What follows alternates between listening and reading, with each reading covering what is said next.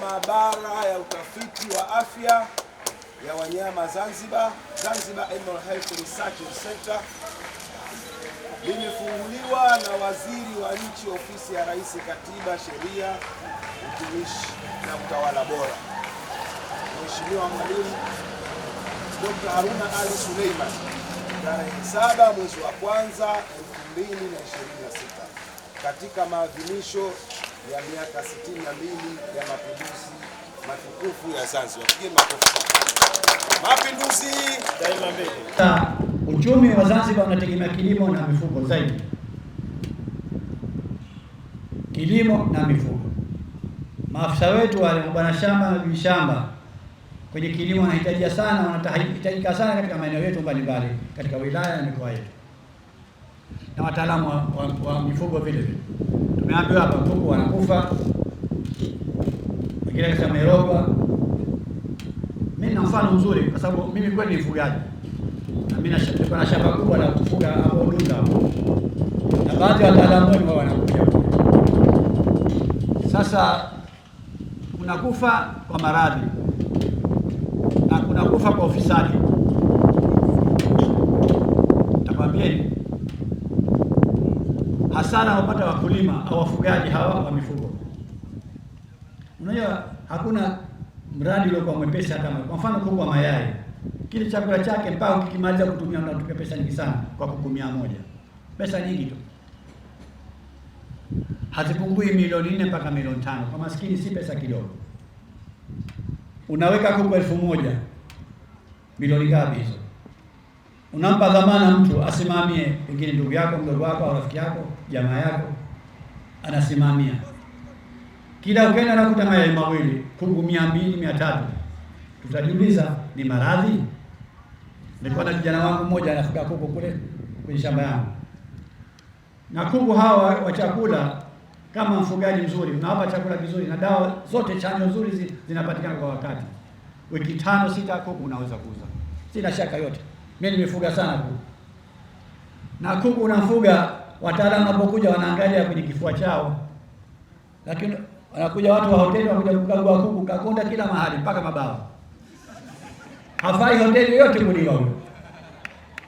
Kwa sababu chakula unaweka lakini hapewi, au unatoa pesa hakinunuliwi. Ya kutafuta mapumba yale wanapewa basi dafal balaa.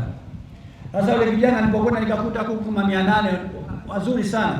Nikamwambia hawa wiki ijayo nakuja na manager wa hoteli.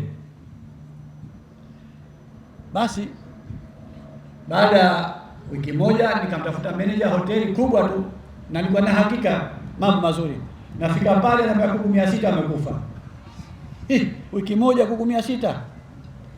Wamekufa vipi hawa? Maradhi tu yameingia na machozi yanamtoka maskini. Niambia haya ndio bahati mbaya. Sasa si tatizo. Hebu kaanionyesha hapo ulipowazika. Kwa sababu kama wewe hodari una akili na sisi tuna akili vile vile. Hapo ulipozika, akasema hapa pana mbwa abaya sana mpaka mabawa anakula. Na hodari, mashaallah. Asa mabawa ya kuku yanaliwa na mbwa yote yale. Hapana kilobaki hata moja mawili, sasa sidhani. Basi Mungu mkubwa sana. Akitaka kufedhei binadamu atamfedhei. Hata nusu saa haijatimia anakuja mtu na kitrela kionda chake. Tajiri nipatie na wengine 200. Tajiri nipatie na wengine, tajiri sasa mimi niko maskini. Akamtukana, wewe mpumbavu ni mimi afuga kuku hapa. Vipi sasa bwana leo umebadilikia? Hebu nikambe choo.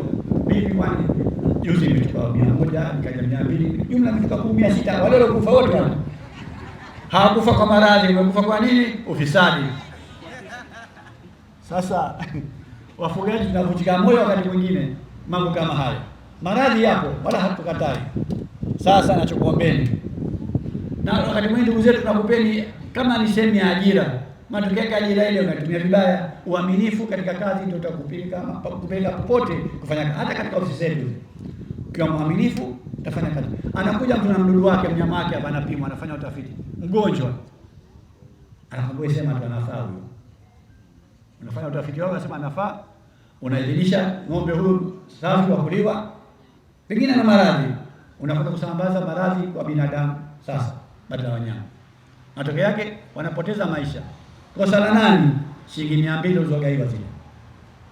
Tuwe waaminifu, tusimamie vizuri na tuwe waadilifu katika utendaji kazi. Vijana, nchi hii ni yetu wenyewe, hakuna mtu mwingine atakayekuja kuiongoza. Sisi ndio mnatuona tena. Alhamdulillah, si hapa. Nashukuru Mungu. Naibu waziri ndio kaanza karibuni hii kazi. Katibu mkuu yupo na wengine wapo. Mungu awape umri mrefu wafanye kazi. Lakini nchi hii itakuja kuongozwa na nyinyi vijana. Wahamasishaji hapo alhamdulillah wana nguvu sasa hivi. Sisi wana kilimo tunasema kwa leo umetufanikishia jambo kubwa sana katika sekta yetu ya kilimo. Tunakushukuru sana kwa kukubali kuwa mgeni rasmi, lakini vile vile tunakushukuru sana kwa kukubali kutufungulia jengo letu. Lakini vile vile tunawashukuru sana wenzetu wakiongozwa na Profesa Sasha. Thank you so much, Professor and your team.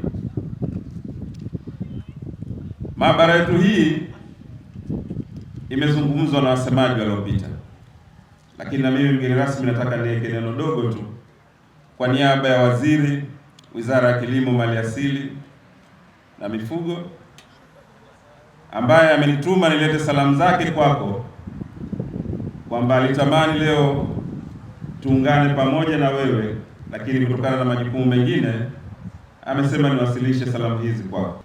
Ndugu mgeni rasmi, kazi za utafiti ni kazi za kujiotelea, sawa na ualimu au afya, maana yake ni kazi za wito. Kazi hii ina changamoto nyingi, ikiwemo vitendea kazi duni na hatari ya kupata magonjwa watafiti wetu na hata kufariki, kwa sababu wao ndio wanaokuwa chambo katika kujua aina ya maradhi yanayoathiri wanyama na mimea au yanayoathiri binadamu kwenda wanyama au kinyume yake.